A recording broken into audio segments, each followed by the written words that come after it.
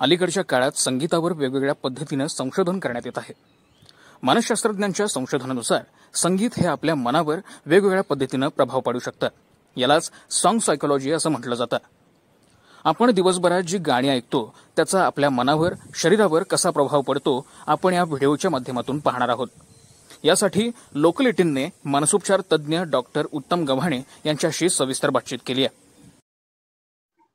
आपण day to day life मध्ये जी काही गाणी ऐकतोय, मग आनंदाची गाणी असू दे, दुःखाची गाणी असो किंवा इतर वेगळ्या प्रकारचे म्युझिक आहेत, त्याचा आपल्या मूडवर निश्चितपणे परिणाम होत असतो। समजा आपण टीव्हीवर एखादा कार्यक्रम बघत असतो आणि त्या कार्यक्रमामध्ये वेगवेगळ्या प्रकारचे म्युझिक असतात, त्या परिस्थितीला अनुसरून उत्तेजक म्युझिक असेल तर आता बऱ्याच वेळेला खाली टायटलमध्ये लिहिलेलं असते उत्तेजक म्युझिक, ते म्युझिक आपल्यामध्ये ते उत्तेजना निर्माण करण्याचं काम करतात। दुःखाचं सीन असेल तर दुःखाचं भावना आपल्या मनामध्ये निर्माण करण्याचं काम म्युझिकच करत असतं। तुम्ही एखादा हॉरर सिनेमा जर म्यूट करून बघितलं तर त्यामध्ये तुम्हाला अजिबात भीती वाटणार नाही, कारण त्याच्यामध्ये साऊंडचा जो इम्पॅक्ट आपल्या मेंदूवर होत असतो तो तिथं अभाव आहे किंवा तिथे तसं कमतरता ठेवलेली आहे। एवढा आपल्या जीवनावर या म्युझिकचा परिणाम होत असतो। आम्ही सुद्धा इथं समोर उपचार करत असताना पेशंटना उपचाराच्या सूचना देत असताना साईडला अल्फा म्युझिक लावत असतो। हे अल्फा म्युझिक म्हणजे तुमच्या अंतर्मनामध्ये किंवा तुमच्या मेंदूला झोपवण्याचं काम करत असतात। तुम्हाला अंतर्मनाच्या अवस्थेत नेण्यासाठी हे अल्फा म्युझिक गरजेचं असतं।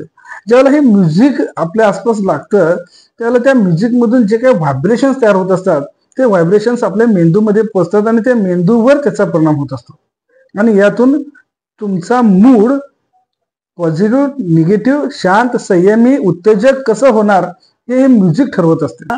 सॉन्ग सायकोलॉजीचा शास्त्रज्ञांनी आता भरपूर अभ्यास केलेला आहे आणि त्यांनी आपली मतं मांडलेली आहेत। मोझार्ट नावाच्या एका शास्त्रज्ञानं असं सांगितलेलं आहे की क्लासिकल सॉंग्स किंवा क्लासिकल म्युझिक ऐकल्यानंतर IQ वाढतं असं त्यांचं मत आहे।